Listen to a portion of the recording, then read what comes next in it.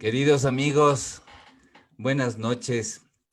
Bienvenidos a esta Conversaciones desde el Encierro, que hemos hecho un espacio muy cálido y realmente muy bonito para unir un poco, no solamente a los que amamos la literatura, a los que cuidamos de ella, que somos guardianes de la poesía, sino también en estas noches de confinamiento nos ha ayudado mucho eh, este tipo de conversaciones con grandes personajes de la literatura. Estamos muy contentos esta noche de recibir al gran escritor y poeta cubano Víctor Rodríguez Núñez. Eh, este programa que lo hemos ideado desde ya hace algunos meses con mi hermano queridísimo Federico Díaz Granados, y a quien doy la palabra en este momento para entrar con todos ustedes. Adelante, Bueno, Fede. buenas noches, querido Javier, y con inmensa alegría, pues esta conversación que vamos a sostener con un querido poeta que queremos, que admiramos tanto como lo es el cubano Víctor Rodríguez Núñez. Y va a ser un motivo de fiesta conversar con él. Siempre es un motivo para la alegría escuchar sus anécdotas, escucharlo reflexionar sobre la poesía, sobre la traducción, sobre tantos temas por los cuales vamos a preguntar el día de hoy. Antes que nada, quiero saludar a todos mis hermanos ecuatorianos hoy que hemos sido humillados y que yo creo que lo más importante es que han evidenciado el desastre nacional, el desastre que estamos viviendo a nivel de sociedad como país, lo evidenciaron. Si hoy hubiera ganado Colombia, esos males hubieran quedado distraídos, hubieran quedado un poco en un terreno muy nebuloso. Esto lo que hace es evidenciar y ponernos muy claro que estamos ante un desastre nacional y qué alegría pues que haya sido Ecuador, se quedó en la Gran Colombia esta victoria. Así que, querido Javier, un abrazo para todos mis compatriotas ecuatorianos del día de hoy. Gracias, querido Fede. Muchas gracias. Yo no voy a decir nada porque sé que estás absolutamente dolido a flor de piel y, y la verdad es que tampoco sería el indicado para decir mucho porque no soy un amante del fútbol, pero sin embargo, lógicamente estoy enterado de nuestro equipo invicto y eso pues nos da una emoción absolutamente a todos los ecuatorianos, ¿no? Gracias, Fede. Y bueno, Pues ahora voy a presentar rápidamente e informalmente a este extraordinario poeta de nuestra lengua, ¿no? A este hermano grande que tenemos casi todos los poetas latinoamericanos, porque Víctor es una especie de personaje. Todo el mundo lo conoce, todo el mundo lo ha leído, todo el mundo lo quiere, todo el mundo lo tiene en su corazón. Víctor Rodríguez Núñez nació en La Habana en el año de 1955. Él, además de poeta, ha sido un extraordinario periodista y además un tipo que conoce muy bien la literatura, las literaturas, ¿no? En todos sus campos. Un gran crítico literario, además traductor. Ha vivido en muchos países de América Latina y ahora en la actualidad vive en los Estados Unidos como profesor y es profesor de español allá en las universidades, ¿no? Víctor ha publicado casi una veintena de libros de poesía muy conocidos, muy premiados, con un alcance mundial, no vamos a decir internacional porque eso no le queda, es uno de nuestros poetas mundiales. eh, ha tenido una relación idiomática, además, no solo, y poética con muchísimos otros, otras formas de pensamiento en el lenguaje, ¿no? y ha ganado premios importantísimos como el Gil de Viedma o el Lowry, el Fray Luis de León, el Premio Leonor o el Plural en México, ¿no? Son premios que uno los reconoce rápidamente. Bienvenido, querido Víctor. No sabes la alegría que tenemos de que estés en nuestro espacio. Te damos la palabra para Bueno, que saludes a la gente. buenas noches. Estoy muy, muy, muy contento de estar aquí conversando con ustedes, Javier y Federico, ¿no? Los conozco hace ya mucho tiempo y los he visto crecer y estoy absolutamente seguro de que ustedes tienen una obra y tienen una pasión por la poesía tremenda que es algo que realmente me conmueve, ¿no?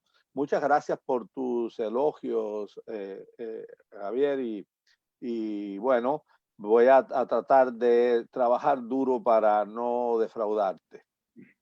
Bueno, querido Víctor, bienvenido y qué alegría y vamos a conversar como si estuviéramos en la sala de tu casa en La Habana, como bien se ve en ese fondo de pantalla que tienes el día de hoy. Y por eso quisiera comenzar preguntándote por esos orígenes. Tú naces en La Habana en el 55, pero muy niño tus padres te llevan a Trinidad y después a Cayama, que es un barrio de inmigrantes gallegos, portugueses y japoneses.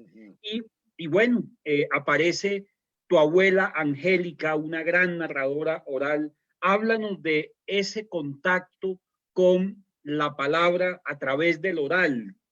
Tú mencionas en alguna parte que en esos viajes de infancia no había libros y sin embargo es a través de la oralidad que empieza ese amor por la literatura.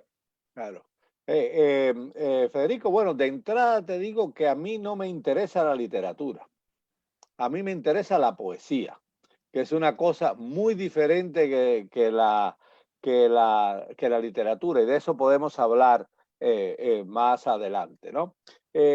Como bien dice, yo nací en La Habana, pero nunca, me llevaron de muy chiquito a un pueblo muy pequeño, un puerto de mar, Casilda, primero, que eso está en las afueras de Trinidad, unos 4 kilómetros de Trinidad, un pueblito de pescadores y había un puerto.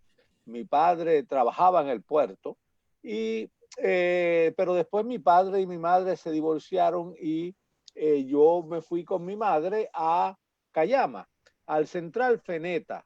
Feneta quiere decir Federación Nacional de Trabajadores Azucareros. Es un central que tuvo una importancia fundamental en la historia del movimiento sindical en Cuba. Entonces organizaron el más importante sindicato de la historia de Cuba, ahí en ese central nació, y por eso le pusieron Feneta, que son unas siglas, ¿no? Y entonces, ahí en el Central Feneta, en un barrio pequeñito llamado Cayama, que como bien tú dices, era un lugar donde vivían los gallegos, donde vivían los portugueses, donde vivían los japoneses, es decir, un barrio de inmigrantes, todos muy cubanos, porque no hay nada más nacionalista y que defienda más un país que la primera generación de inmigrantes, ¿no? Y eso mi madre era uno de ellos, ¿no? Pero de todas maneras había una cierta otredad ahí. Eran analfabetos. Ahí nadie sabía leer ni escribir.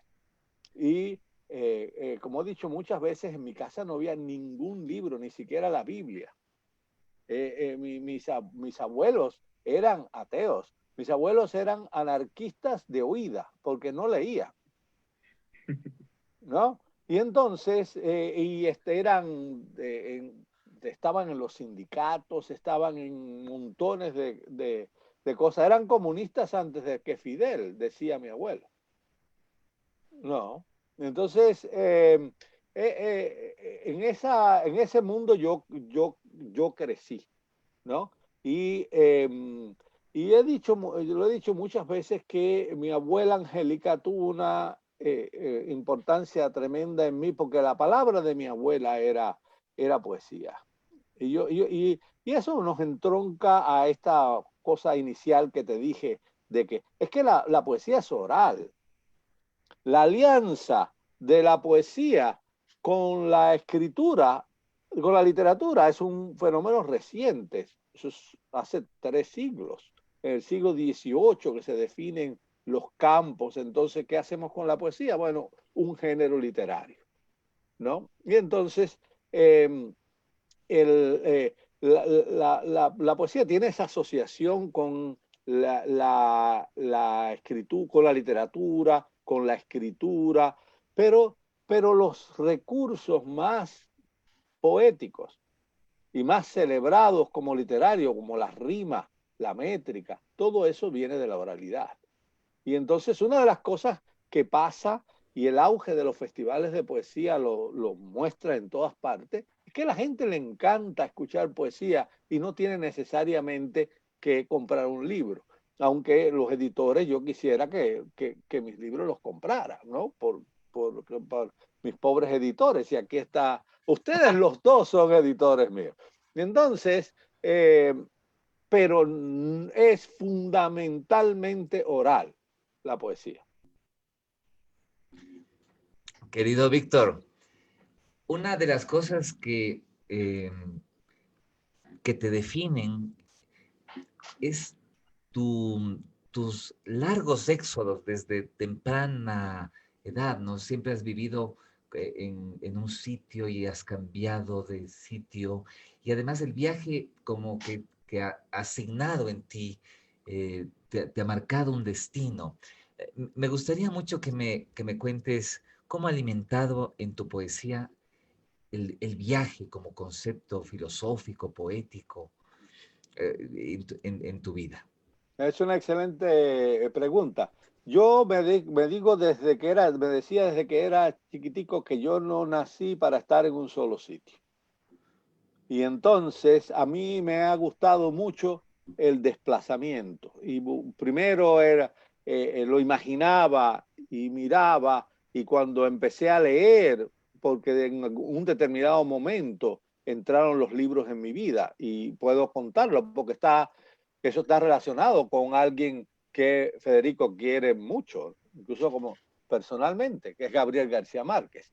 El, el, el, Todo lo que yo buscaba era esto, conocer el mundo, conocer cada rincón, cada cosa. Y entonces yo he ido viajando todo lo que he podido. ¿Por qué es importante para mí viajar? Porque yo soy una persona, en mi trabajo como poeta, yo soy una persona visual. Yo tengo que ver nuevos lugares, tengo que ver cosas, tengo que alimentar, como cargar las baterías en alguna manera con imágenes, con cosas. Y yo todos los días, todo lo que yo voy viendo, todas las imágenes de cosas que voy viendo, las voy anotando. Y entonces eso es lo que, porque la poesía es oral y la poesía es una cuestión de imágenes. La imagen es central en la poesía, pensamiento por imágenes, ¿no?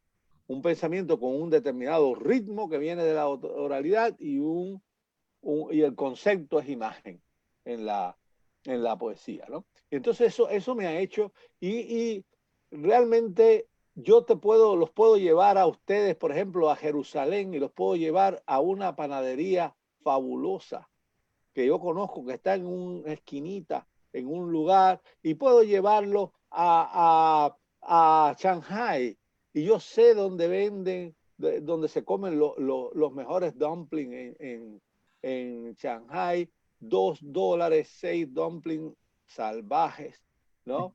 Y incluso con una sopa, te pueden dar hasta una sopa, y así conocer todos esos detalles del mundo es lo que me ha enriquecido a mí como persona, ¿no? Y me ha enriquecido como poeta. La vida es un viaje, no hay la menor, es un lugar común, pero es una verdad, como todos los lugares comunes. Víctor, precisamente hablando del viaje, yo creo que uno de los viajes más hermosos es el viaje a la amistad. La poesía es una forma de la amistad y algo que yo creo que Javier y yo y tantos poetas latinoamericanos te debemos es esa generosidad tuya de crear relaciones, de saber establecer cómo se pueden dar afinidades afectivas en el mundo y relacionarnos con poetas de muchas partes. Y yo creo que eso hace parte de tu generosidad. Y yo siento que todo eso hace parte de ese talante también cubano. Háblanos de lo que yo también considero, tú que estás vinculado al mundo académico y nada menos que al mundo académico de los Estados Unidos, eh, que yo siento que tu gran aprendizaje de la vida, tu gran doctorado, fue en aquellos años del Caimán Barbudo, de el taller de letras, el taller Roque Dalton que ustedes armaron con un grupo de amigos. Háblanos de esa época, háblanos de ese ambiente, de quiénes eran esos amigos que iban alimentando esos años de formación.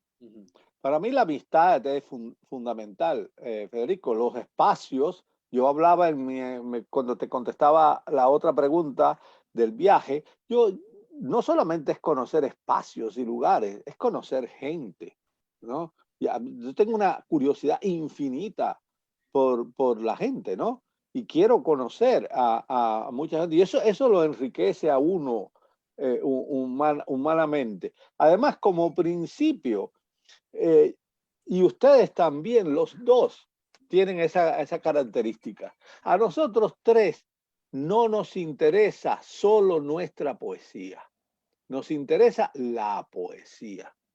Ya yo no soporto a los poetas que solo les interesa su poesía. Pues aquí la poesía los castiga por eso. Hay que entender que la promoción, que la poesía es más importante que uno y que la obra de uno. Uno pone un ladrillito en este enorme edificio.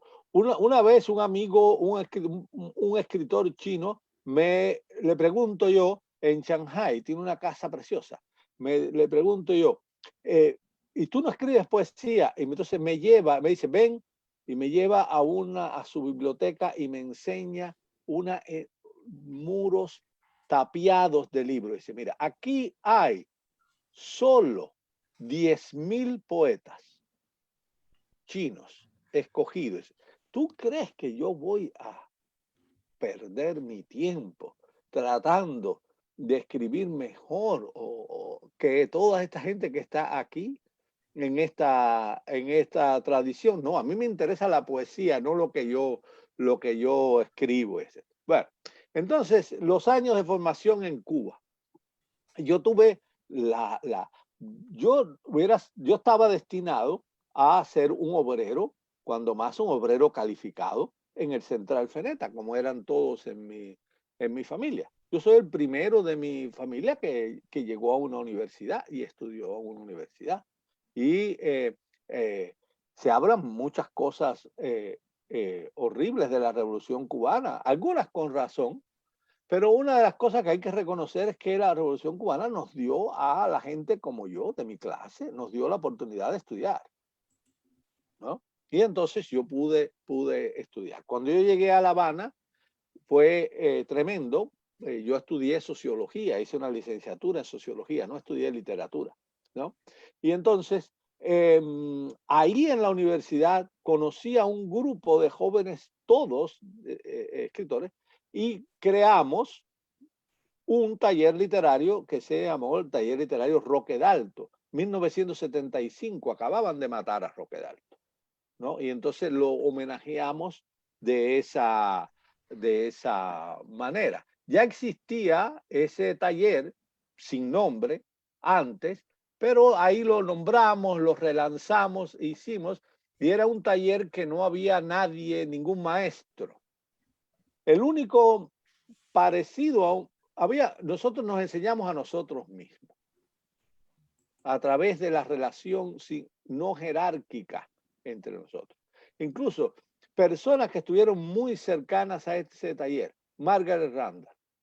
Margaret Randall iba humildemente como cualquiera de nosotros a ese taller y decía lo que pensaba y nos ayudó muchísimo, ¿no? En el sentido de que ella era una escritora de verdad y nosotros éramos unos principiantes. Pero así iba Eliseo Diego a ese taller también.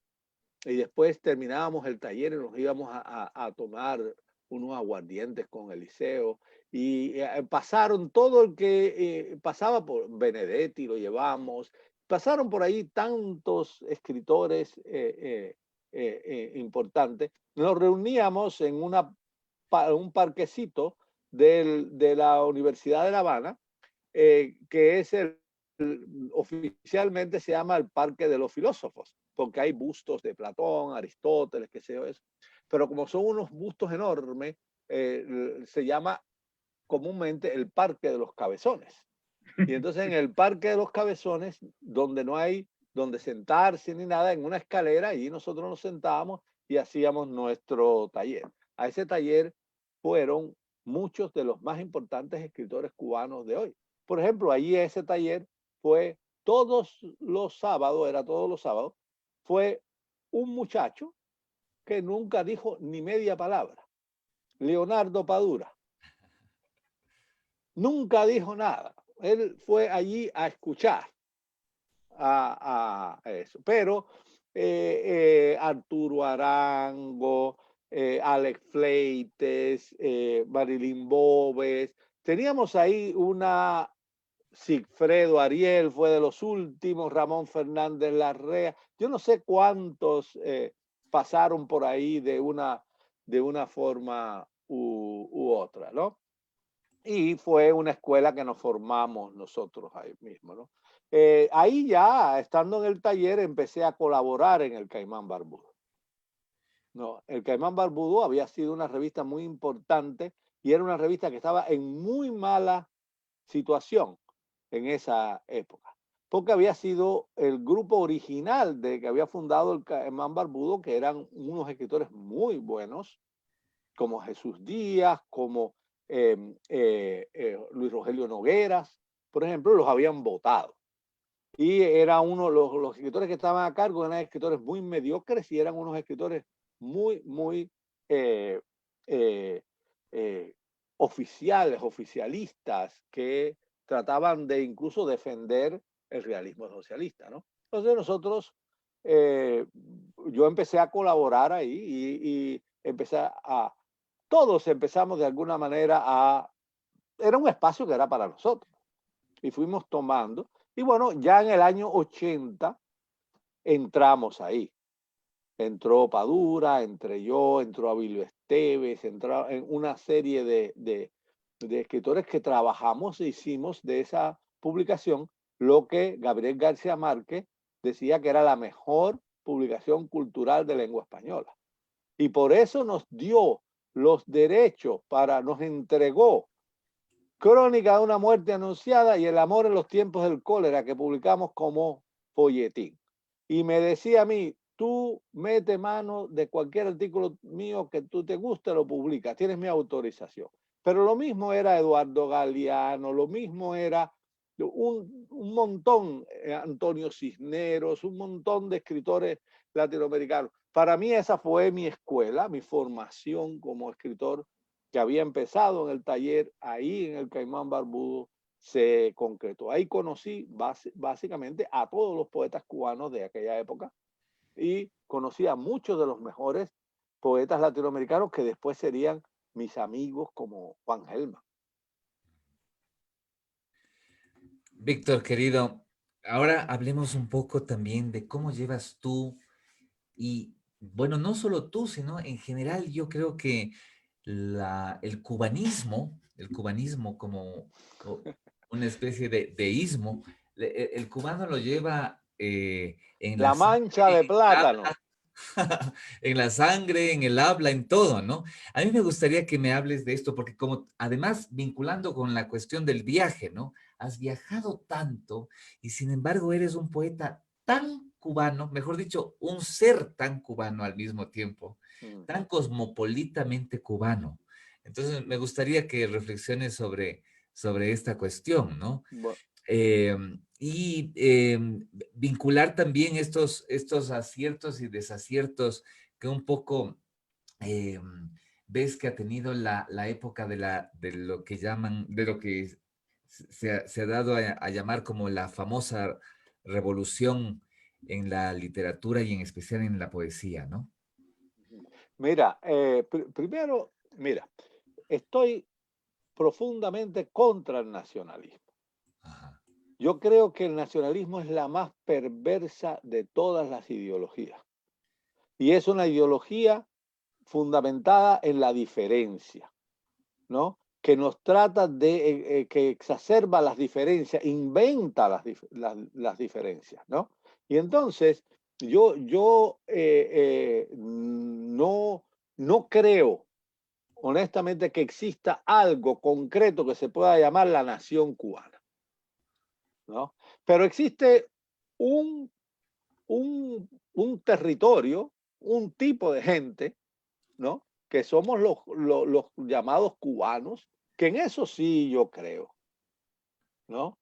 En eso sí creo y yo vengo de un origen humilde, yo me crié como todo cualquier muchacho en Cuba, ¿no? Cualquier muchacho pobre en Cuba y me sé defender, sé hacer las cosas y hay cosas que me gustan de la gente en Cuba, como por ejemplo el sentido del humor, la gracia. Los cubanos tienen en general mucha gracia, pero lo que ha pasado conmigo, en mi caso concreto, es que cuando yo vivía en Cuba, yo era un poeta cubano, porque bueno, era de ahí, no había otra, ¿no? Pero yo, después de alejarme de Cuba físicamente, me he acercado a Cuba como, eh, eh, digamos, objeto de investigación, como objeto de reflexión, ¿no? He pensado más sobre Cuba que cuando he vivido en Cuba. He leído más literatura cubana y más poesía cubana cuando, estando fuera de Cuba. Y me he dado cuenta del valor que tiene esos textos y me siento muy orgulloso de tener, de que mi casa esté a poquitas cuadras de donde José Lezama Lima vivió toda su vida, ¿no? Y entonces de tropezar con la misma piedra que Lezama posiblemente tropezó un montón de veces, ¿no? Y entonces eso me ha hecho desarrollar esa identidad. Hay libros en que me acerco más al problema cubano, en que Cuba es un tema, ¿no? Por así decirlo, y hay otros en que no, pero bueno, la mirada, el punto de enunciación, para ser un poco pedante, un poco académico, de toda mi poesía es Cuba. Es la ventana esa que ustedes están viendo ahí, que es la ventana de mi casa. Mira qué belleza eso. Y da Sí. mucha nostalgia además ver ese esplendor que tiene esos colores de Cuba, así parezcan a la vista de cualquier transeúnte aparentemente descoloridos, pero son unos colores llenos de una maravilla y de una poesía. Y precisamente retomando un poco esos años del Caimán Barbudo, uno pensaría que los 70s, los 80s son una época de una gran efervescencia cultural. Casa de las Américas está en su apogeo, los premios, la revista, un gran prestigio y se convierte en un faro del continente. La UNEAC hace una gran labor también en pro de la reunión de los escritores y artistas de Cuba. Y pues son años fabulosos, son años en los que tú empiezas a tener un reconocimiento internacional y de pronto esa efervescencia se choca de frente cuando llega la perestroika, cae el muro de Berlín, se aprieta el bloqueo con la ley Helms-Burton y empieza el periodo especial. Y yo creo que de eso que Silvio Rodríguez llamaba la era está pariendo un corazón, pasábamos a Los hijos de Guillermo Tell, de Carlos Varela, y pasábamos a una situación nueva. Era el escepticismo, era la tristeza, era una nostalgia por eso, y a ti te toca, por supuesto, esa transición. Mueren amigos tuyos como Raúl Hernández Novas, Ángel Escobar. Háblanos de cómo viviste tú esta transición y este periodo tan complejo. Mira, nosotros teníamos una posición crítica. Nosotros creímos a pie de letra que un intelectual debía tener una posición crítica y no ser un asalariado dócil del pensamiento oficial, como decía Che Guevara, ¿no? Eso nosotros no lo creímos de verdad. Y luchamos y tuvimos éxitos notables, como por ejemplo la batalla que hicimos contra el realismo socialista, que ganamos, ¿no? Sacamos eso de la cultura cubana para siempre, ¿no? Y porque se nos trató de imponer esa visión dogmática, ortodoxa, que había sido desarrollada en la Unión Soviética y otros países socialistas. Nosotros tuvimos una batalla ahí muy fuerte, frontalmente contra eso, y el Caimán Barbudo fue la plataforma de hacer eso, ¿no? El Caimán lo hacíamos y a veces casi siempre salía, nunca, pero siempre había sobresaltos, si se iban a circular, y no. Una vez si salimos uno que había una caricatura de Fidel en la portada, y Fidel no se podía caricaturizar y no sabíamos si podíamos sacarlo o no, y entonces ahí nos ayudó Carlos Rafael Rodríguez, el viejo comunista cubano, dijo, sácalo y es mi responsabilidad. Yo asumo lo que venga a hacer, pero ya estaba preso el Caimán. Y lo sacamos. Bueno, nosotros creíamos en que el socialismo, que Cuba podía hacer su propio socialismo, como había sido planteado al principio, que ese socialismo fuera un socialismo que no copiara la experiencia de la Unión Soviética ni del campo socialista. Todo eso a nosotros nos parecía basura, ¿no? Eso no era lo que nosotros queríamos. Nosotros queríamos otra cosa. Nosotros éramos más cercanos a esas visiones como las de Mariátegui, como las del propio Che Guevara, ¿no? Y criticábamos todo lo que nos parecía criticable, ¿no? Y lo hacíamos con tacto también, porque no es solamente criticar por criticar, hay que saber criticar. No solamente, como decía Brecht, no solamente hay que tener la razón, sino hay que saber cómo defenderla, ¿no? Y cómo hacer que la razón prevalezca, ¿no? Después viene todo el derrumbe de ese socialismo real. Cuba no se ha levantado de esa situación. Vive en una crisis. El periodo especial no se ha acabado para nada. Ahora está más especial que nunca, por así decirlo, con la pandemia y el recrudecimiento del embargo. Y está claro que el embargo de Estados Unidos es un mecanismo asfixiante de la economía, de toda la sociedad en Cuba. Y pues está claro también que las soluciones a los problemas de la economía cubana y de todo esto tampoco ayudan, que el gobierno no ayuda a resolver la situación realmente como debía suceder. En definitiva, yo personalmente creo que tiene que haber una alternativa al capitalismo. Yo no sé si será a estas alturas de mi vida el socialismo, el comunismo, le puedes poner el nombre que tú quieras, pero que este mundo no está bien, no está bien. Y necesitamos una alternativa. Nosotros necesitamos buscar un movimiento. El capitalismo no es la solución a los problemas del del mundo. Mira lo que está pasando aquí en Estados Unidos ahora, ¿no? Los muertos son como un daño colateral calculado para que no se pare la economía, ¿no? Ya vamos a llegar, la semana que viene vamos a llegar a 250,000 muertos, ¿no? No es suficiente eso para parar al capital. Tremendo. No, no. Si esa frase que a veces se burlaban de ella, de más, que el capital tiene las manos manchadas de sangre, eso no, que no hay nada más claro que eso ahora mismo en el mundo. Y no tenemos una alternativa. No tenemos una idea de para dónde va la cosa, ¿no?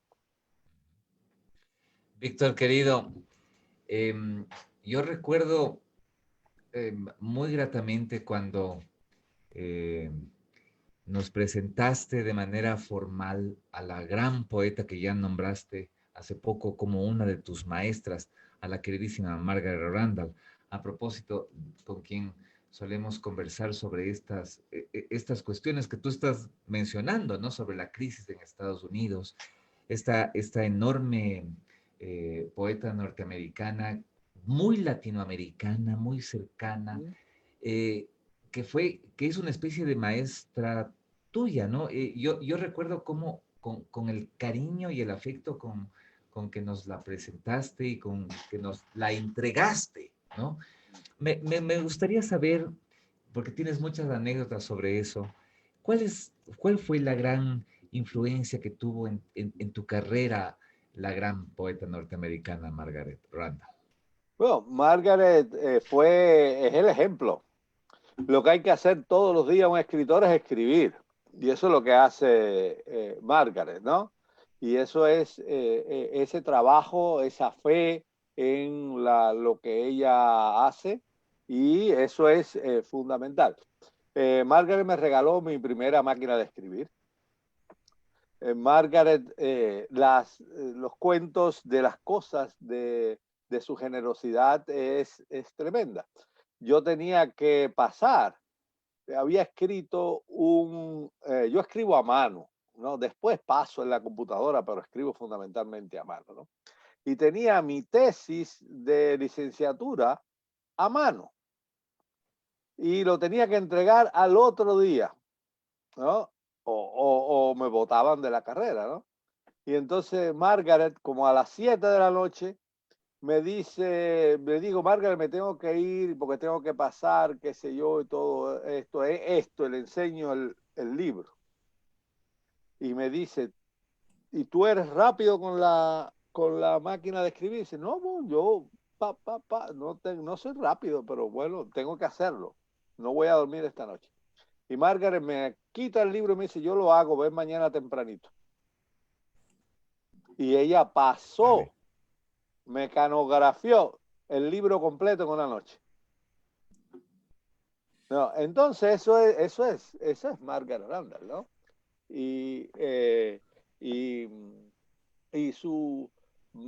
hay muchas cosas que han sucedido en torno a ella que han impedido que ella sea reconocida más de lo que es en Estados Unidos en el mundo de la poesía. El mundo de la poesía en Estados Unidos, el mundo de la poesía es complicado en todas partes, pero en Estados Unidos es uno de los lugares más complicados que hay.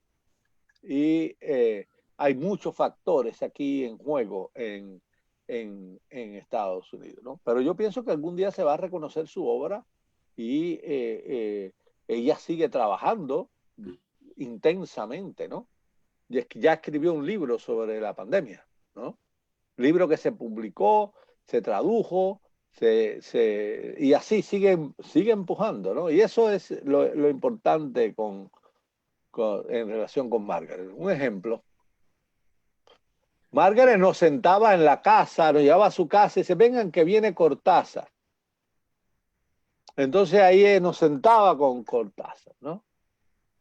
Y así nos traía todos los escritores que pasaban por Cuba, las que la conocían y eran amigas de ella, iban allí y ella nos presentaba súper elogiosamente, hicimos muchísimas. Me acuerdo, en su casa conocí uno de los poetas que más quiero, Efraín Huerta, por ejemplo. Lo conocí en su casa, así, de todas partes, de tantos países, ¿no? Mira, Víctor, qué bello, qué bella anécdota cuentas de Margaret, a quien también queremos mucho y tanto Javier como yo la tuvimos en nuestros festivales, gracias a tu generoso contacto, a tu generosa presentación y además publicamos antologías de ellas preparadas por ti y traducidas por ti, que salieron tanto en El Ángel Editor como en Los Torreones en el Gimnasio Moderno.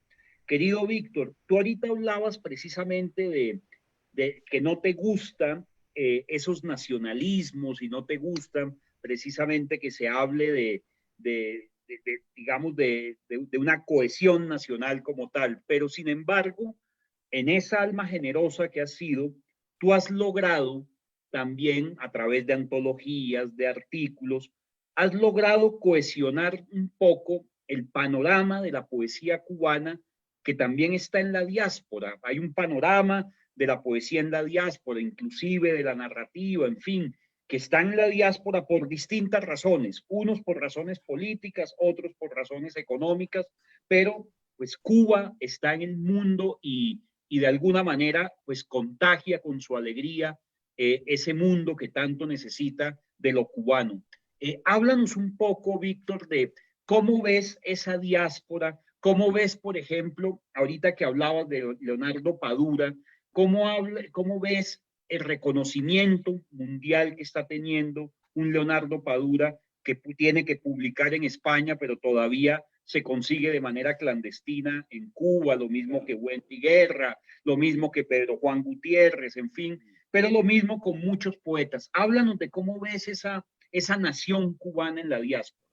Bueno, hay una enorme producción de poesía y de literatura de cubanos no solamente en muchos países, sino en muchas lenguas. Hay escritores cubanos que escriben en sueco, ¿no? Así, hay una diversidad tremenda de voces y de cosas. El reto es darle una coherencia a ese mundo, ¿no? Primero, a mí me interesó, yo me leí un libro que escribió Roque Dalton sobre Vallejo. Y entonces Roque Dalton, una de las lecciones, según Roque Dalton de Vallejo, es tener un sentido de generación. Y entonces yo tuve un sentido de generación. Y yo traté de buscar la manera y vi muchos modelos, como por ejemplo la antología de Cintio Vitier, 10 poetas cubanos sobre el grupo Orígenes. Vi también la antología que hicieron Fayal Jamis y Roberto Fernández Retamar sobre su generación, Nueva Poesía Cubana, creo que se llama. Y todo eso fueron modelos que yo traté de emular, ¿no? De usar. Y yo traté desde el principio, me hice el propósito de tratar de darle una coherencia a nuestra generación, ¿no? Eso me causó muchas satisfacciones, como por ejemplo cada vez que alguien me ve una de las antologías que hice, Usted es la culpable, podríamos decir, un clásico de la poesía cubana. La gente, incluso me los encuentro por ahí, me piden que se la firme y la tienen hace 20 años el libro. Querían hacer con Sigfredo Ariel y Luis Lorente, me estaban tratando de convencer de hacer una reedición facsimilar de ese libro, porque ese libro tiene como 40 dibujos de Zaida del Río preciosos, ¿no? Y yo no estoy muy convencido todavía de que se reedite y todo eso, ¿no? Pero tratando de organizar ese texto, ¿no? El, el, Y he tratado de que el problema es que el embargo afecta mucho a los escritores cubanos. El escritor cubano y el poeta cubano también está bloqueado de muchas maneras. El otro día tenía una lectura con Jamila, ¿no? Y Jamila no tenía internet como para estar en esa lectura y no pudo participar, ¿no? Y entonces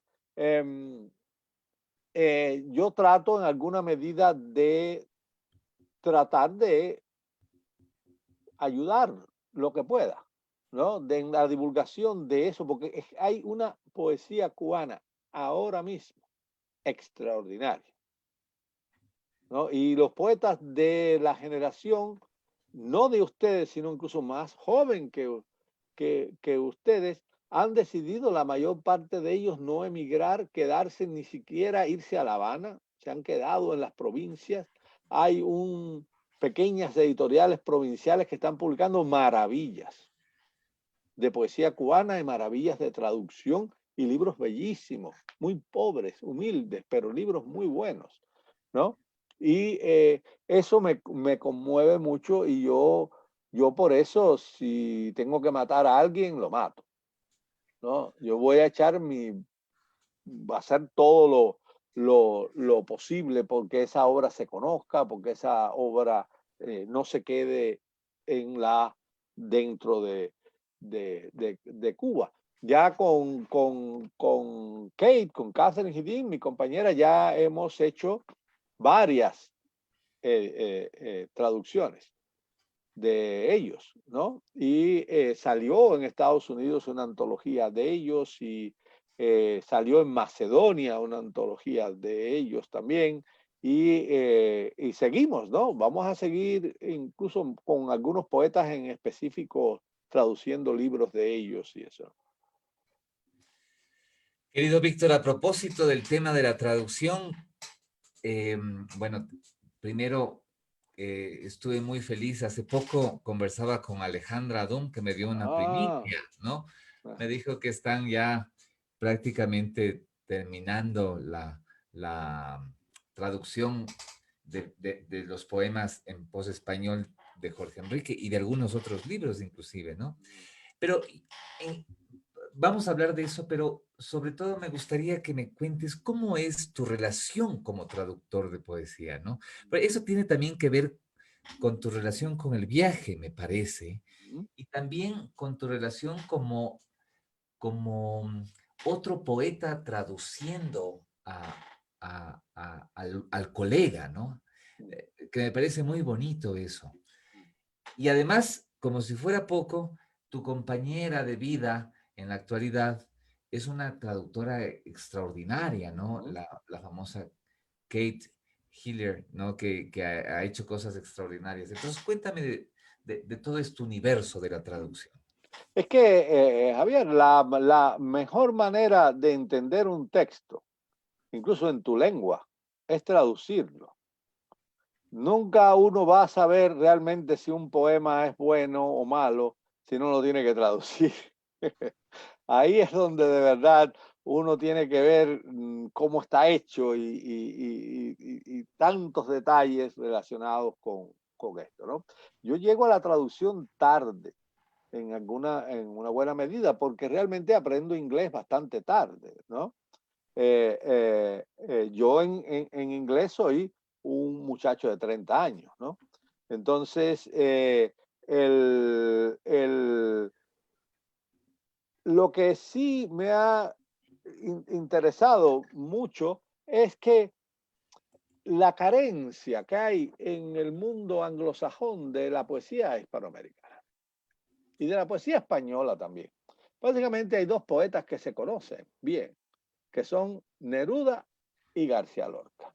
Después, alguno por ahí ha colado un librito, pero no mucho. Es decir, no se conoce realmente no el canon, pero no se conoce el proceso de la poesía hispanoamericana. Pero además de eso, no solamente incluso se traducen bastantes autores que en honor a la verdad no merecerían ser traducidos, porque hay otras voces que no se han escuchado y que son las voces fundamentales. Entre ellas la de Jorge Enrique Adún. Ya va a salir el libro de Adún, son sus 3 últimos libros, ¿no? Un trabajo extraordinario, porque es un trabajo de una complejidad lingüística y cultural tremenda. Pero ese trabajo ya está terminado, ¿no? Y es que me interesa mucho la poesía, conocer la poesía que se hace en otras partes. Por ejemplo, ahora acabo de terminar la traducción, básicamente, de un poeta vietnamita, ¿no? Que me pareció extraordinario. Leímos juntos en Seúl, en Corea del Sur. Y a mí aquel hombrecito me conmovió tremendamente con sus poemas y yo le dije, yo quiero, porque ponía en la traducción en inglés de sus poemas, yo no soy vietnamita, ¿no?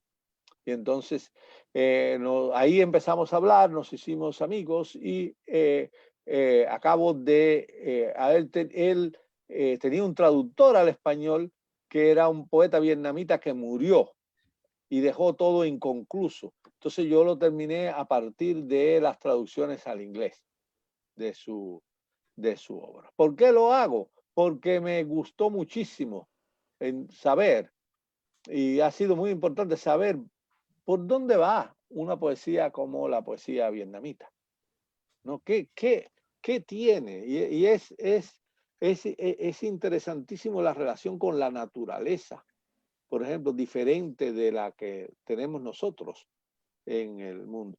Las formas breves, ¿no?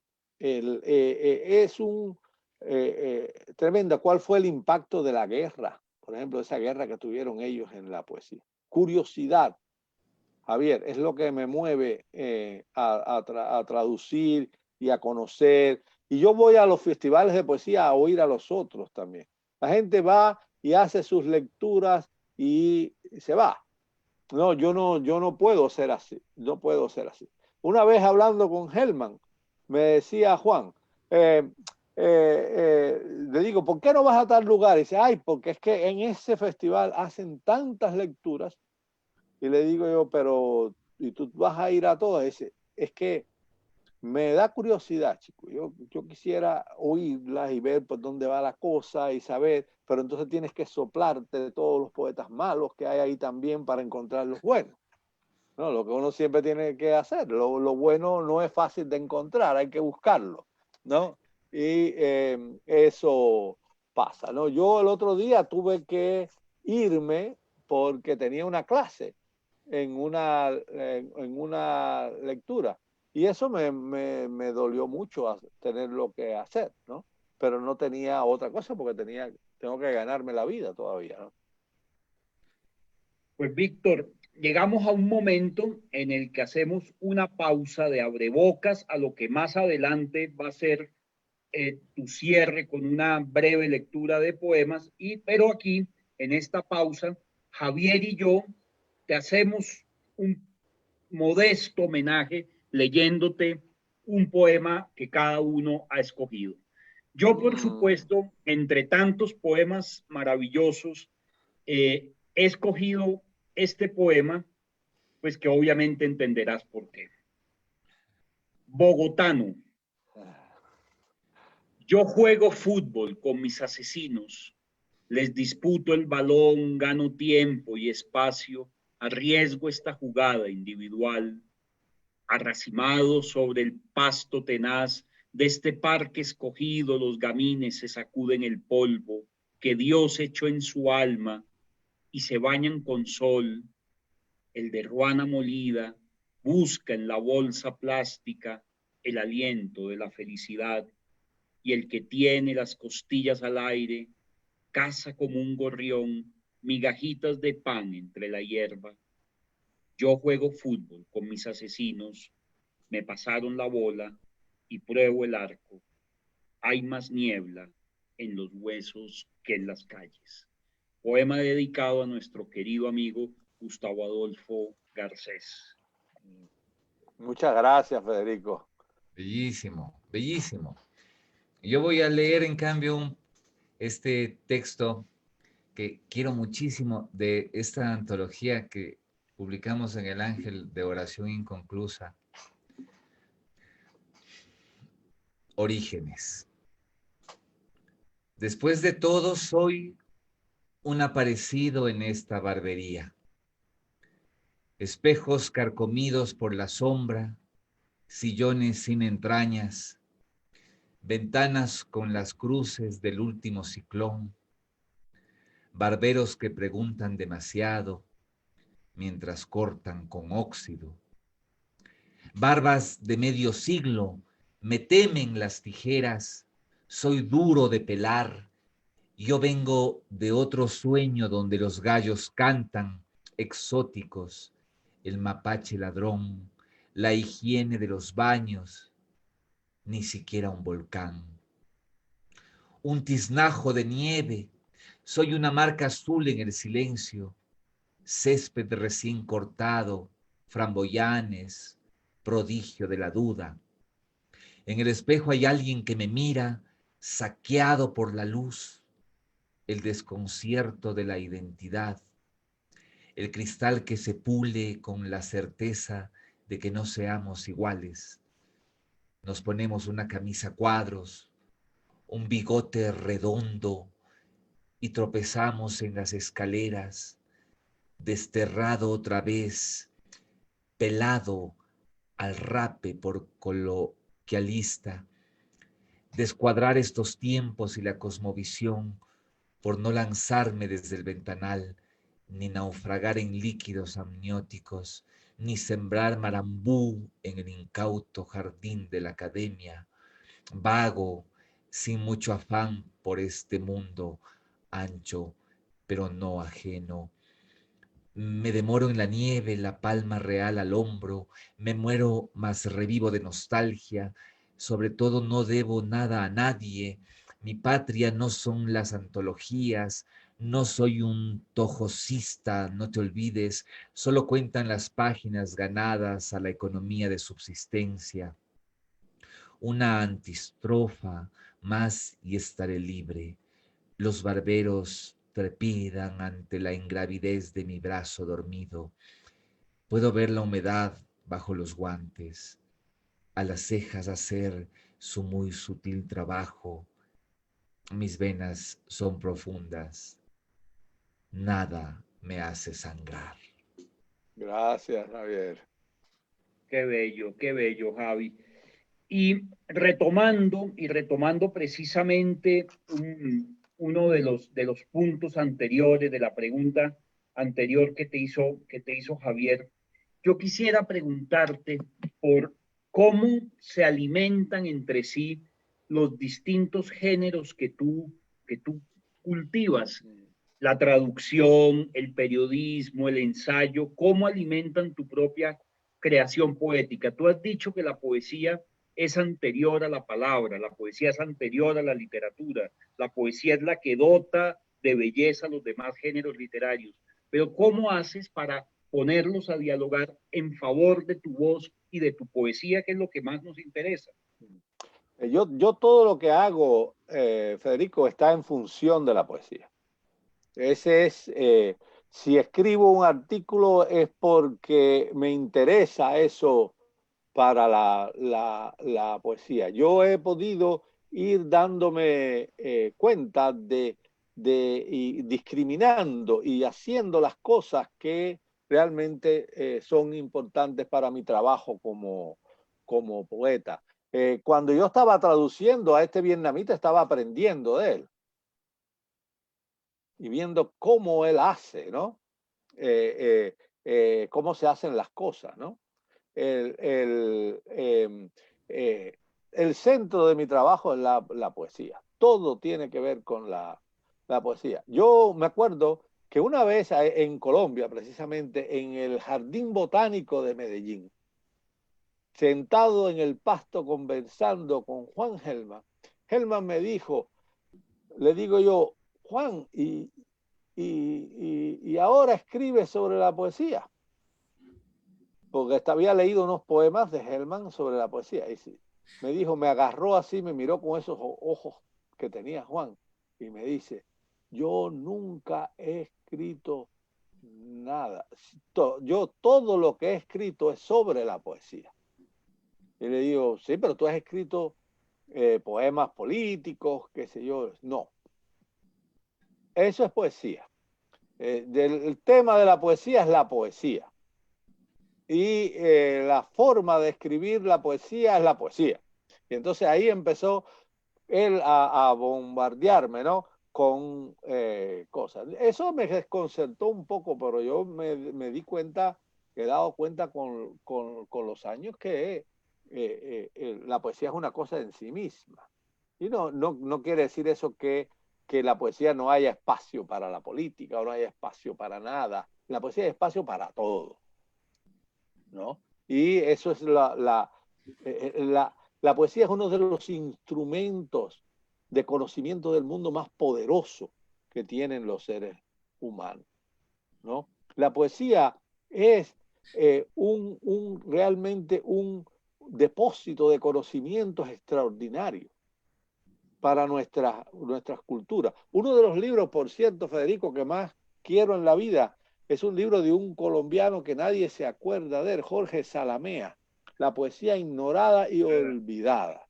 Ese libro hay que volverlo a publicar y estarlo en circulación, porque Salamea ahí dice cosas fundamentales sobre la poesía, ¿no? Que el verso es lo opuesto de lo adverso. No solamente es no lo dice Salamea, pero uno llega a esa conclusión. La poesía es una reacción a la adversidad. Y, por ejemplo, fíjate cómo, cómo este espacio que surge con la pandemia, por ejemplo, es otra manera de nosotros ayudarnos los unos a los otros con la poesía y conjurar esa adversidad, ¿no? Es bellísimo el pasaje en el discurso de Neruda de aceptación del premio Nobel cuando cruza la cordillera y hacen toda la ceremonia en torno a la cabeza de vaca. Entonces, eso Neruda, más que escribir un tratado sobre la poesía, contó esa anécdota y en esa anécdota estaba la esencia de lo que es el trabajo de la poesía, ¿no? Que es ayudar a vivir. Qué bello. Bellísimo, bellísimo lo que acabas de decir, como una declaración de principios maravillosa. Víctor, ¿cómo es tu relación con Cuba en los Estados Unidos? Porque claro, yo me imagino que toda tu vida escuchaste que los Estados Unidos eran pues el enemigo, que era y de repente tú y muchos escritores, empezando por José Martí, ¿no es cierto?, fueron a los Estados Unidos. Me gustaría mucho que hagas una reflexión sobre ello.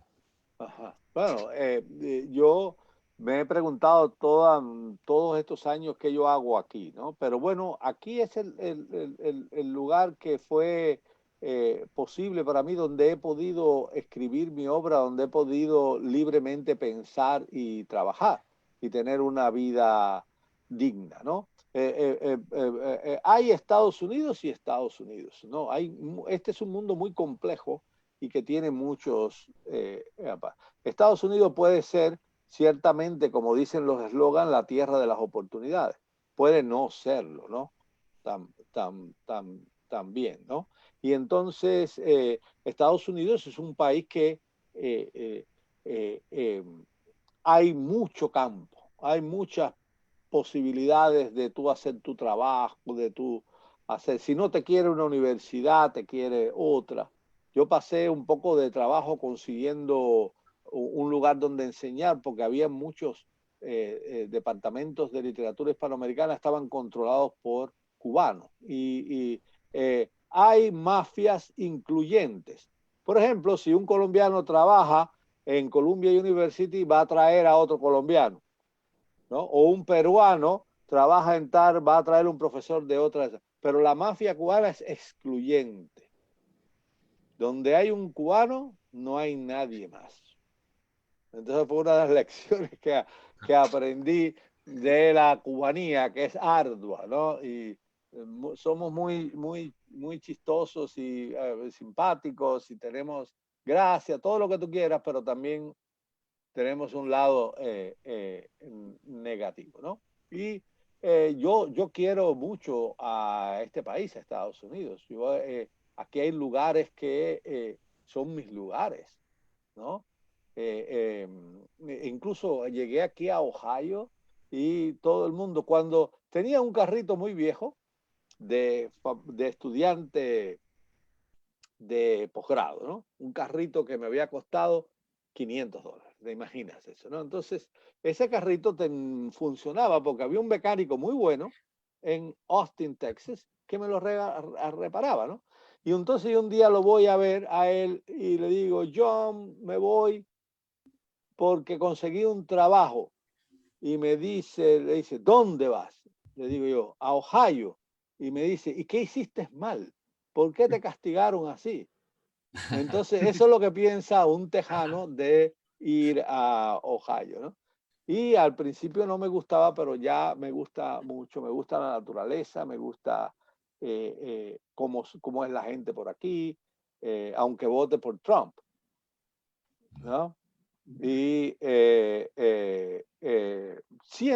desarrollado, porque la identidad, ¿qué es la identidad? La identidad no es la diferenciación, no es yo soy diferente de otra cosa. La identidad es la identificación.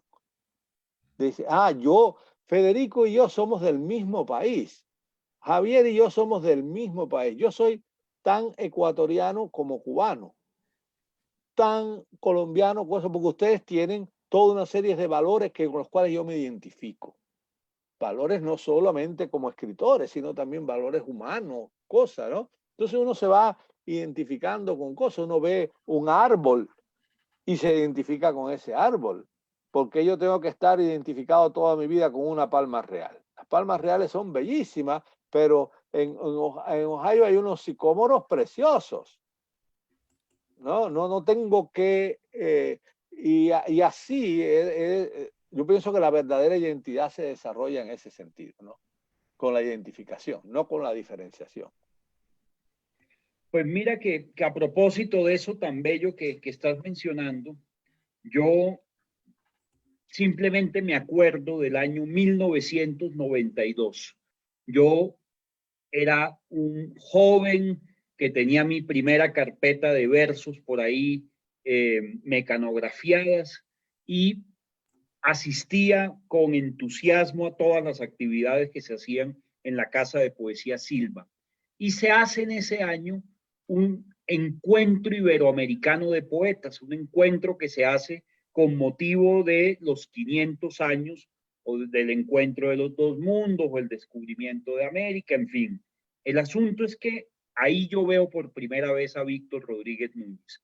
Te veo en la Casa de Poesía Silva, te veo junto a poetas como Jorge Bocanera, Daniel Samoilovich, en fin, una serie de grandes poetas del continente que, bueno, Carmen Bullosa estaba allí. Me acuerdo de esa lectura. Claro, quien me estuvo en este espacio con Javier y conmigo hace unas semanas. Y bueno, me acuerdo de una mesa redonda que hubo sobre la poesía hispanoamericana, en fin, y recuerdo con mucho afecto tus lecciones de poesía, tanto en 1992 como la que nos estás dando esta noche. Yo te quiero preguntar, a raíz de esta anécdota simplemente, tu relación con la poesía colombiana, así como nosotros te consideramos un poeta colombiano, o Javier y yo podemos ser perfectamente poetas cubanos. Háblanos de tu relación con Colombia, de esos años que viviste en Colombia, de cómo alimentó Colombia también tu carácter y tu sensibilidad. En Colombia aprendí tanto, y yo soy colombiano también, y tengo una cariño extraordinario por ese extraordinario país. Federico, yo, por ejemplo, en estos momentos doy una clase sobre, uno de mis cursos es sobre Colombia, ¿no? Enseño la literatura y el cine colombiano producido de 1948 en lo adelante, y todo el impacto que ha tenido desde el asesinato de Gaitán hasta lo último que está pasando ahora. Por supuesto, no se puede enseñar todo y eso, ¿no? Pero poetas colombianos, Silva, es extraordinario Silva. Y las cotas amargas son extraordinarias. Después tienen una vanguardia poco estudiada. Nadie ha estudiado realmente a León de Grey. Y León de Grey con sus mamotretos y sus cosas, eso está lleno de belleza. Hay millones de poemas que nadie se ha leído, ni nadie ha estudiado, ni de Luis Vidales, ¿no? Luis Vidales, con quien me emborraché un montón de veces, ¿no? Nos metimos una vez una borrachera en Cuba con licor de piña, una cosa de esa. Y me decía, mira la lengua, no puedo mover la lengua, porque imagínate con eso dulce, ¿no? Se le había calambrado la lengua, decía Luis Vidal, ¿no? Pero hay una extraordinaria poesía colombiana, Aurelio Arturo, todo eso son maestros de los cuales he aprendido. Mutis, que es un extraordinario poeta. Pero después vienen los poetas que han sido, con los cuales puedo decir que han sido mis amigos, ¿no? María Mercedes Carranza. Pero María Mercedes Carranza es una de las personas que está aquí en mi corazón. No solo por lo tremendo poeta que era y lo tremendo, todo lo que hizo por la poesía, con esa Casa Silva y eso. María Mercedes Carranza me buscó trabajo a mí en Colombia. Me ayudó a conseguir trabajo. Yo viví casi un mes en un albergue, porque no tenía dónde vivir, que queda en la Candelaria, ahí cerca de la Casa Silva. Entonces yo venía a la Casa Silva como a las 11 de la mañana a tomarme un canelazo, que era mi desayuno, ¿no? En esa época. Y María Mercedes me decía, poeta, usted aguante ahí, que yo le voy a conseguir un trabajo de primera.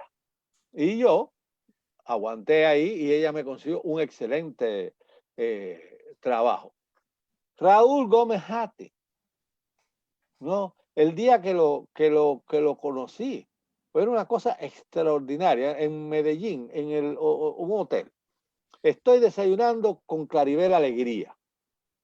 Se abre el ascensor y sale un tipo enorme con una camisa colorada gigantesca y viene para la mesa y se queda mirando y dice, Claribel Alegría.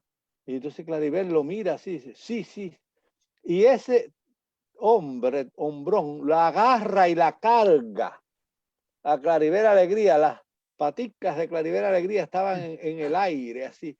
Raúl Gómez Hate, que quería dar un abrazo toda la vida y que por fin lo había hecho, ¿no? Se sentó con nosotros a la mesa y pidió un café, que enseguida se lo trajeron, y cogió la azucarera y echó todo el azúcar que había en la azucarera en el café. Y empezó a mover aquello y esta cosa. Y entonces se viró para Claribel y le dijo, Claribel, es que en la cárcel no dan azúcar. Y vengo de la cárcel.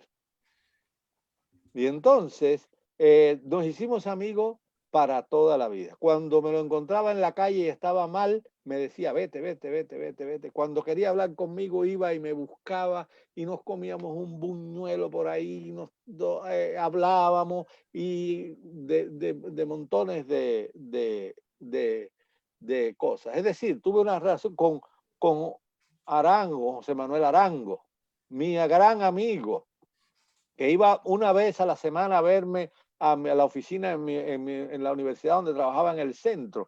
José Manuel Arango me escribió una de las cartas de recomendación cuando yo postulé a la Universidad de Oregon, donde entré a Estados Unidos con una carta de José Manuel Arango. 2 personas escribieron cartas para mí que tuvieron que sacar el inglés de no sé dónde. Uno fue Cintio Vitier y otro fue José Manuel Arango. Escribieron cartas de recomendación.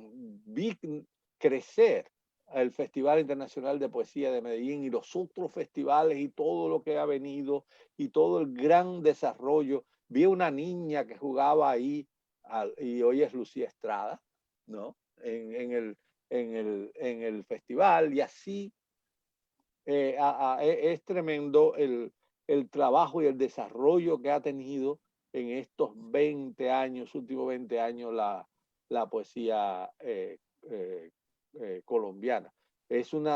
Colombia es uno de los lugares más bellos, de las mejores comidas que puedan existir. Yo me gusta tanto la costa como me gusta Antioquia, como me gusta Santander, como me gusta Bogotá. Conozco Colombia muy bien, y eso me dio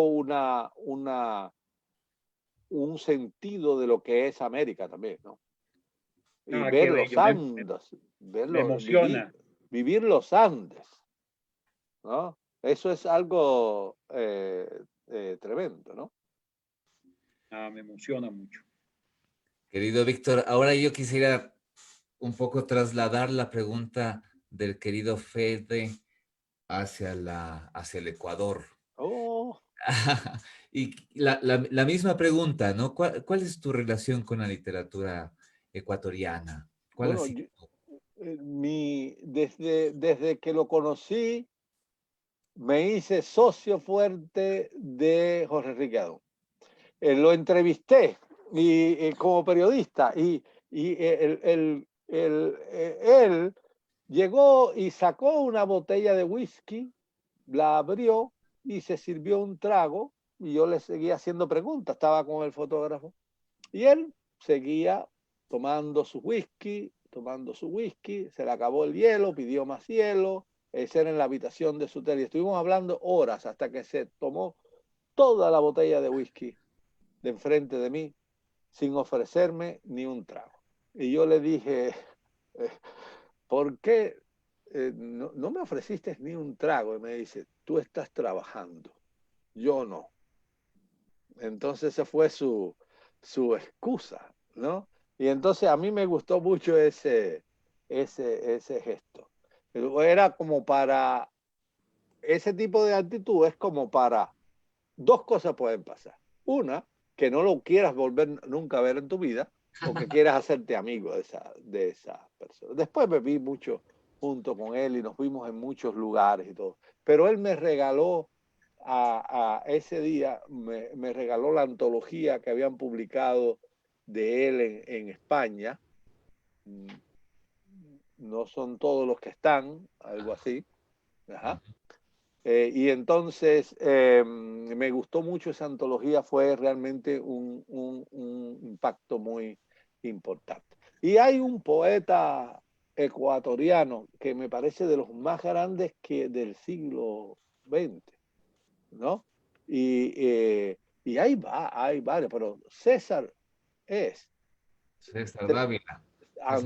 César Dávila Andrade es uno de los poetas más profundos que ha escrito en cualquier lengua, ¿no? Y que debiera ser conocido más conocido en el mundo, ¿no? Y traducido. Conozco menos la poesía ecuatoriana, pero creo que tengo una idea de lo que es la poesía ecuatoriana, la admiro, la respeto muchísimo, y también es otro país donde ha habido un desarrollo muy grande de la poesía, con varios festivales, entre ellos, por supuesto, el que tú haces, Paralelo Cero, y editoriales y cosas, y se está muy a gusto como poeta en Ecuador en estos días, ¿no? Y Ecuador también fue un país que levantó muchísimo en los últimos años, ¿no? Ahora lo han dejado caer y esto ha sido una ruina este gobierno. Sí. Espero que venga algún gobierno que levante eso, pero ver haber estado en Ecuador, digamos, hace 15 años y volver era un cambio enorme que se veía en todo. Mi hijo mayor vive en Quito, es profesor en la Universidad Central de Física. Y él llegó a Ecuador y podía haberse venido incluso aquí a Estados Unidos, pero él decidió quedarse allí porque se enamoró de Ecuador y ese es su lugar en el mundo, lo que me ha dicho. Gracias, Víctor. Qué bello. Yo no quisiera terminar, Víctor, sin hacerte una pregunta que yo le hago a todo amigo cubano y por supuesto en tu literatura y en tu poesía también aparece muy presente y es tu relación con la música. Háblanos de tu relación, por supuesto, con esa inmensa tradición que también pues, nos ha nutrido a todos los americanos. Yo trato de evitar el criollismo y evitar que haya una referencia explícita a la música en mi poesía. Pero yo lo que trato de hacer con mi poesía es música. Música, un son, que me parece que es tremendo, ¿no? Soñar en la poesía. Yo le presto mucha atención al sonido, a lo que hace, ¿no? Y no tiene fin la música cubana.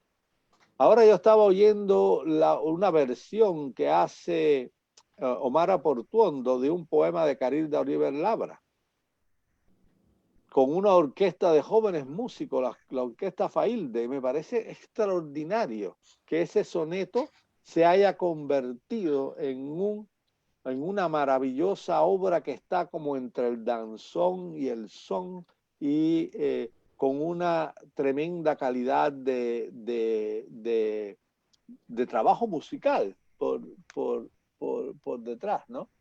Y ella que ya evidentemente canta sentada, pero canta, ¿no? Aquí no se puede uno rendir, uno tiene que seguir hasta que pueda, ¿no? Y sí, es una de mis influencias fundamentales. Incluso alguien como Silvio Rodríguez, por ejemplo, es importantísimo en mi formación sentimental, podría decirse, ¿no? Yo no lo digo mucho porque Silvio, que es mi amigo, me ha pedido no digas eso más, Víctor, por favor. Que yo he sido importante en tu formación, en tu educación sentimental. Yo voy a escribir incluso un texto sobre eso, ¿no? Kate y yo hemos traducido las 100 canciones de Silvio al inglés.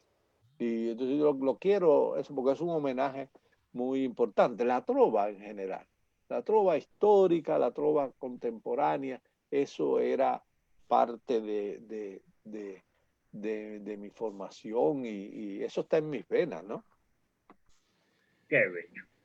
Víctor, querido, a propósito de esto que nos acabas de confesar, yo me imagino, y por eso quiero preguntarte, ¿cómo serían unas memorias de vida de Víctor Rodríguez Núñez, ¿no? Primero en cantidad y luego en lo maravillosamente divertidas que podrían ser y necesarias. Primero la pregunta sería, ¿piensas en escribir unas memorias de toda esta cantidad de anécdotas eh, con poetas del mundo, ¿no? Y te pediría, porque además eres uno de los personajes que más me gusta cuando cuentan anécdotas, es decir, tú eres un personaje para contar maravilloso. Me gustaría que nos cuentes un par de anécdotas así imborrables y necesarias. Mm.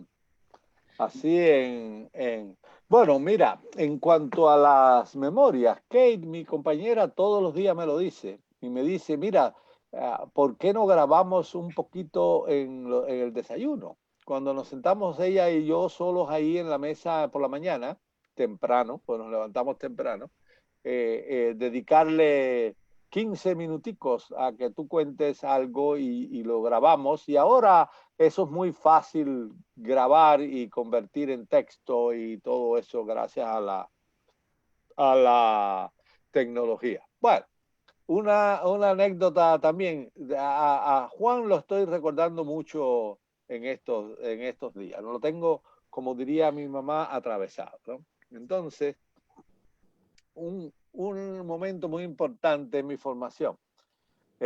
Hay una lectura de Ernesto Cardenal, que entonces era un gran poeta, no hay la menor duda de esto, uno de los poetas más importantes de la lengua española. Ernesto Cardenal, y va a leer Ernesto Cardenal con un poeta argentino, un tal Hellman, ¿no? Y entonces esa lectura fue en un lugar muy bonito en La Habana, en el patio del Palacio de los Capitanes Generales, ¿no? Y que es el museo de la ciudad, ¿no? Y ahí fue la lectura. Y yo fui ahí a escuchar a Cardenal, y Cardenal hizo una lectura espectacular, ¿no? Pero después empezó Hellman. Leyó primero Cardenal y después empezó Hellman. Y eso fue decisivo en mi vida. Hellman terminó con ese poema a Hellmaniar, a Hellmaniar, a Hellmaniar. Y entonces esa fue mi consigna, ¿no? Durante mucho tiempo, ¿no? Hellmaniar, a Hellmaniar, porque Hellman nos enseñaba algo muy importante. Eso de que hablábamos hace rato, que la poesía tiene que ser poesía para hacer cualquier cosa. Si no es poesía antes, no es nada. No pierdes, tiene que ser poesía, ¿no? Y entonces, para hacer política, para hacer lo que tú quieras, ¿no? Tiene que ser poesía experimental, canción, cualquier cosa, ¿no? Que tú te propongas, prosa, la forma, lo que tú quieras hacer, no, tiene que ser poesía, ¿no? Y entonces eso era fundamental, ¿no? Y tiene que ser poesía, tiene que ser lirismo, ¿no? Y eso, la épica hay ya la llamada poesía épica, ¿no? Y es pero los mejores momentos de los poemas épicos son los momentos líricos. Y por eso se recuerdan muchos poemas épicos, ¿no? Por sus momentos líricos. Y ese lirismo, ese pensamiento por imágenes, eso dar el mundo a través de tu experiencia personal, de que tú, bueno, el mundo se expresa a través de ti, ¿no? Eso de que es algo que Hellman enseñaba muy bien. Que se podía ser un buen poeta y un tipo que quisiera, con vergüenza, que quisiera cambiar el mundo, ¿no? Y esa anécdota, a ver, ¿qué otro persona así? A ver, ¿qué te cuento? Es que he tenido realmente muy buenos amigos. Me llevaba muy bien con José Coronel Urtecho en Nicaragua, por ejemplo. Y pasaba días enteros hablando con él. Una de Coronel Urtecho, ¿verdad? Mira, Coronel Urtecho llegaba a Managua e inmediatamente me llamaba y me decía, como dicen los nicas, ¿no? Vení, ve. Vení mañana a desayunar. Nos vamos a desayunar. Y entonces yo lo conocía muy bien. Ir a desayunar con José Coronel Urtecho era estar en la casa de sus hijos, donde él llegaba en Managua, a las 6 de la mañana, ¿no? Entonces yo me levantaba temprano, iba para allá y lo buscaba, y nos íbamos a desayunar con los borrachos que estaban terminando la noche, ¿no? Pero ahí desayunábamos, almorzábamos, comíamos, y a las 7 de la noche regresábamos después de estar 12 horas o más hablando. ¿no? Por ejemplo, un día José Coronel Urtecho ve pasar una muchacha preciosa, ¿no? Vestida de negro. Y me dice, mira, mira qué bella esa muchacha. Pasa otra vez. Y el viejo se iba entusiasmando más, ¿no? Y de pronto aquella muchacha se vira y le dice, ¡ay, abuelo! No te había visto aquí. Estaba mirando a una chica que era su nieta. Y después me dice que es que tengo tantas nietas que me confundo, no la reconocí. Pero la anécdota va a que voy a llevarlo un día a las 7 de la noche. Estábamos los dos borrachísimos y estaba María Couch, su esposa y su compañera, ¿no? Tremenda mujer, la María Couch. Y había María comprado cosas para la finca, porque ella era la que hacía, él no hacía nada, él lo único que leía y, y entretenía, decía él, que eso es una función fundamental, ¿no? Entonces, había unos alambres de púa, de una cerca, y cuando yo cruzo por los alambres para darle un beso a María, se me rompe el pantalón con el alambre. Y María me dice, quítate el pantalón, que te lo voy a surcir. Le digo, no, María, no se preocupe, ese es un pantalón viejo, eso no sirve para... No está viejo nada, ese pantalón está buenísimo. Quítatelo, que te lo voy a surcir. Entonces empieza José Coronel Techo, quítate el pantalón, hombre. A esta mujer no se le puede llevar la contraria, quítate el pantalón. Y bueno, yo me quito el pantalón, se lo doy a eso, y estuve ahí como 2 horas sentado en calzoncillo frente a María Couch y José Coronel Urtecho, ella cosiendo magistralmente la rajadura de mi pantalón, que lo dejó como nuevo. Yo debía haber guardado ese pantalón, pero lo perdí en mis mudadas y en mis cosas, ¿no? Y María Couch era tremenda y sus juicios eran lo que ella sabía toda la literatura nicaragüense de punta a cabo, especialmente la poesía, y tenía los que le gustaban y los que no le gustaban. Y había muchos de las vacas sagradas de la poesía nicaragüense que ella no las podía ver. Y era muy dura en sus juicios, ¿no? Gente maravillosa. Gracias, querido Víctor. Pues yo quisiera, querido Víctor, que porque podríamos quedarnos hasta medianoche conversando, porque siempre es una delicia escucharte, además por tu afecto, por tu misma manera de contar las anécdotas, pero además por tu permanente reflexión sobre lo que tanto amamos, que es la poesía. Yo quisiera, Víctor, que cerraras con la lectura de 2, 3 poemas que permitieran a muchos de las personas que nos siguen hoy que se asomen a tu obra, los que te han leído, que te relean, y los que se asoman por primera vez, que se entusiasmen a leerte.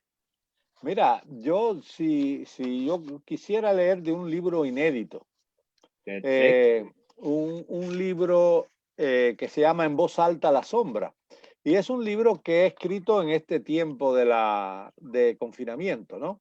Y es un libro que yo no sabía que había escrito y que me lo encontré, ¿no? Estaba totalmente olvidado dentro de otro libro. Es decir, dije, bueno, voy a trabajar este libro, que es un libro de unos meses que pasé en París con una beca y coincidieron con los últimos años, los últimos meses de vida de mi madre, y entonces estaba en París, pero tenía que estar atendiendo a mi madre también y viendo lo que hacía. Pero entonces este libro estaba dentro de ese otro libro y yo no me había dado cuenta, ¿no? y el libro se llama En voz alta la sombra. Y entonces son poemas muy breves, son poemas todos de 12 versos, ¿no? Y esas estructuras que yo las impone el texto, pero después yo hago que me ayudan a crear. La forma es como un vacío que llama contenido y te ayuda a crear. Entonces voy a leer unos 3 o 4 poemitas de esto, ¿no? No tienen título, tienen números, ¿no? En voz alta la sombra. 1. En la noche que agitan los murciélagos, echas de ver la invisibilidad. Eres una cepa de disonancia que crece en un costado del vacío. Te expresas con la sombra, esa tinta corrida por la lluvia que cae de las manos. Tu alma es como papel de arroz, absorbe el sinsentido, la radical ausencia del estar. Deja ya de gritar, de poner orden. Tu voz es solo un eco. 2. Con una excavadora anaranjada han abierto una tumba en el cascajo. Cuentan chistes azules los obreros que los muertos no entienden.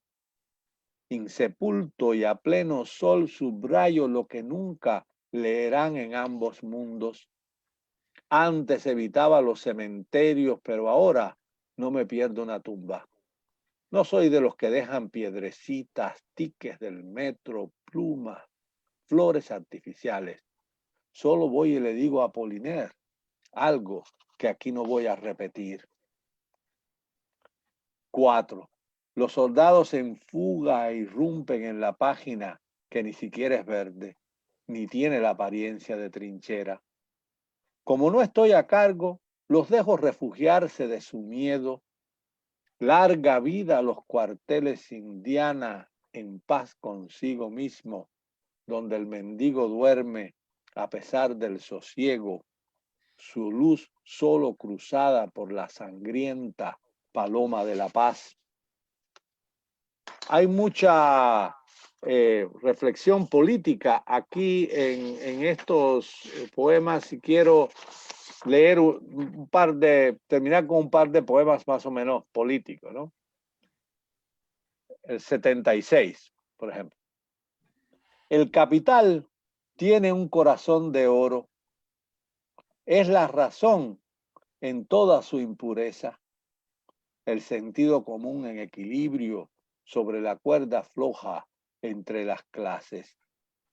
En la ciudad pandémica y la máquina, perdón, es la ciudad pandémica y la máquina que pare el obús. Así la guerra entró en mi cabeza. Ahora los cirujanos no pueden sacarla. Me trepanaron como a un comunista y mi cerebro sucio hecho pedazos los ha puesto a pensar no sé qué cosa. La guerra siempre tiene la razón. Mira al padre la niña que no puede vivir. Su sangre en remolino se le va por una grieta del alma. En la ventana norte, otras niñas luchan por no crecer y sudan alegría por los 4 costados. Es hora de ser padre, mecerte en un sillón entre culebras y con un 3 sacar lágrimas a la vecina. Para la niña terminó la muerte. Con esa mirada el padre ya lo ha visto todo. El mundo es solo un huevito de araña. Maravillosa lectura. Qué belleza. Querido Víctor, como decía Fede, contigo nos quedaríamos largas temporadas conversando, pero creo que debemos acabar. Claro. Y bueno, primero agradecerte, no sabes el honor, la alegría que ha sido que estés con nosotros. Además, se han conectado muchos amigos queridos, para ti, para nosotros, y han llenado de comentarios las redes, el Facebook, así que ha sido un placer, como siempre, y una forma de aprender, ¿no?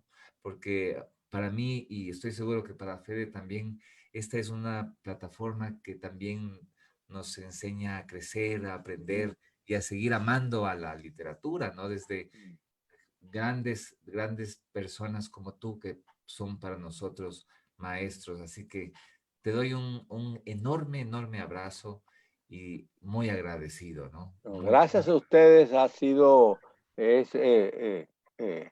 un honor realmente estar aquí conversando con ustedes, ¿no? Además de un placer. No, Víctor, de verdad, muy agradecidos y que más pronto que tarde nos volvamos a encontrar Ay, sí. personalmente en el lugar que la poesía disponga para que nos volvamos a abrazar y podamos volver a compartir esos momentos maravillosos que hemos compartido en tantos lugares. ¿Cómo no? ¿Cómo no? Va a suceder. Eso no hay la menor duda de eso. La poesía nos va a juntar. Así es. Pues les mando un abrazo a los dos y a Bueno. todos los que nos siguieron el día de hoy. Bueno, muchas gracias a todos los que han estado aquí. Bueno, chao. Gracias, amigos. Nos vemos prontito.